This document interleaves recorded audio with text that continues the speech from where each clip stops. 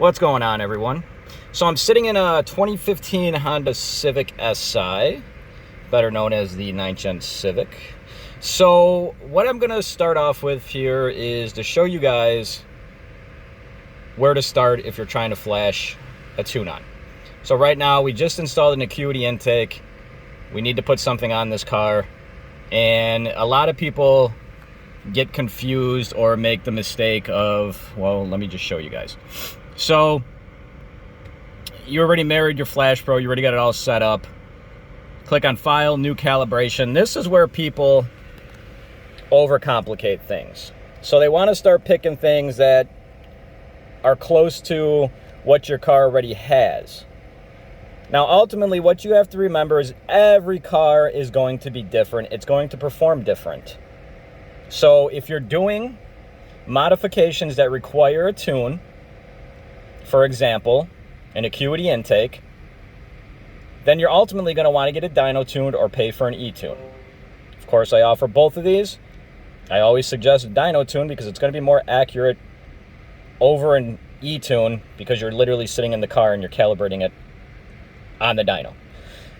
So what I recommend doing is starting with the hondata reflash, which is going to be the third one down right here.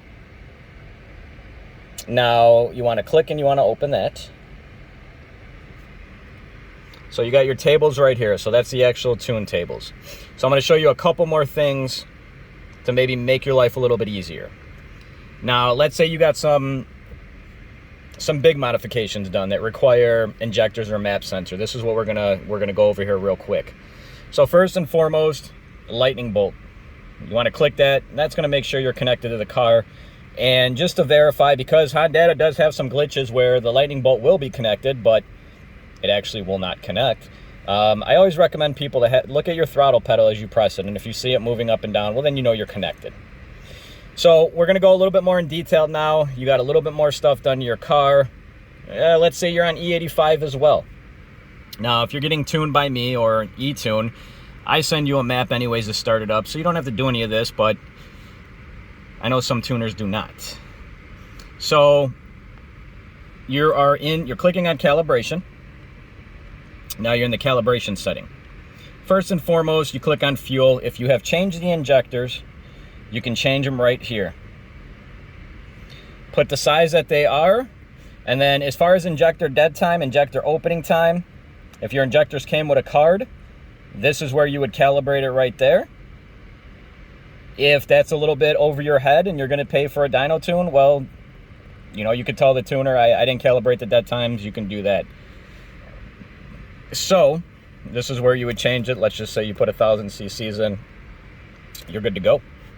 So now the next thing that most of these cars have, and when I say most, I'm talking about 8th and 9th gens. If you're, let's say you're boosted or you're turbo, you're going to click on sensors, and you are going to change it to a hondata 4-bar map sensor. Most 4-bar map sensors are calibrated this way. There's some, and when I say some, I'm talking about the very, very inexpensive, cheap ones that the calibration will be off. And the way that you tell, and since this one is on a stock map sensor, I'm going to keep it on a stock map sensor, but the way that you tell if that is off, and bear with me here, I have a program that's going to do screen capture, but it's not doing something that I want it to do, so I'm going to just do it the old-fashioned way.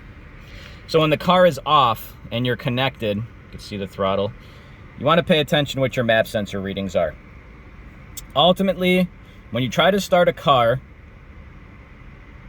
and you have the wrong calibration, a lot of times right here, you're going to see that the car's actually at idle or just sitting.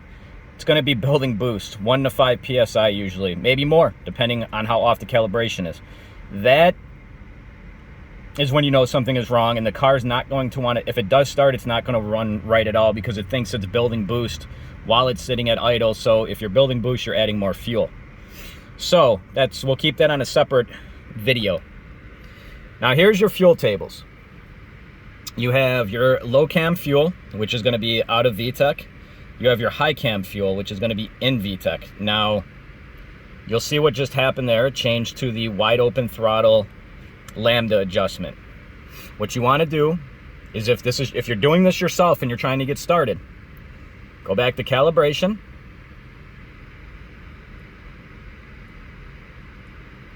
Drag this over to you guys. Click on fuel.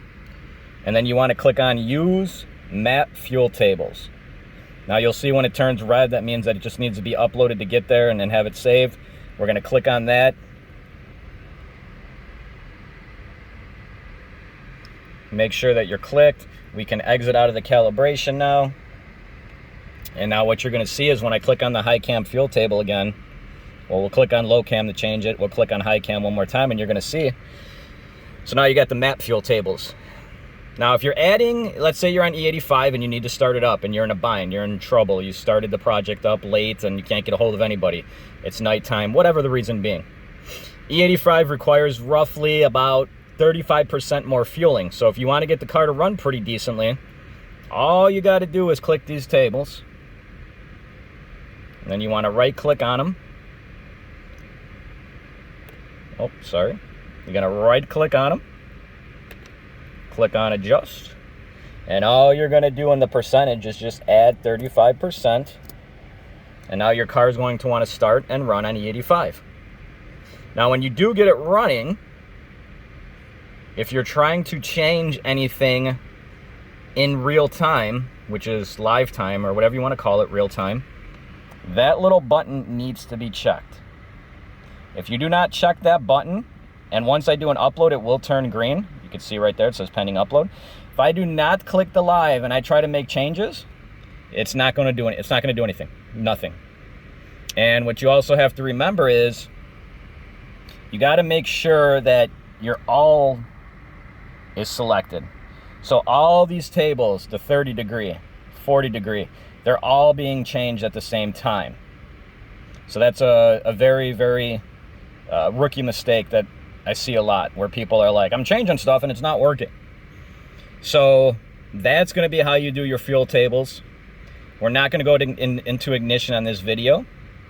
Now, if you're going into calibration, and let's say you also did a lightweight flywheel, a lot of guys do, you are going to go into the miscellaneous tab, and you're going to see all the check engine lights that you can turn off, disable, and enable.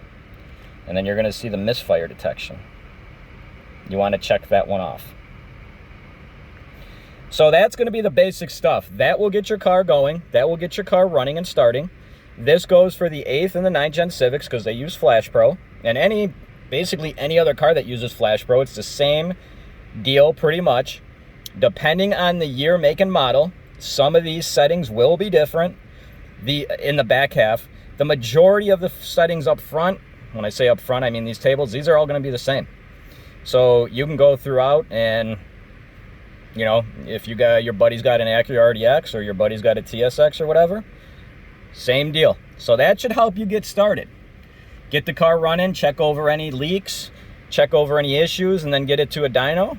Now, what I'm trying to do is I'm starting with the basic stuff. So I want to get you guys ramped up to learn how to basically tune your own car. But we got to start from the beginning first. We got to start from scratch. Now, of course, as I'm going to get involved in more videos on how to actually tune your own car, you're going to have to know some basic stuff, and I'll cover that too. We'll talk about it. If you got questions, you got comments, message down below. And basically, that's about it. I'm here to help you guys. I'm here to see you guys grow. And hopefully you guys are enjoying these videos. Thank you for the support. I will keep them coming, guys. Thank you very much.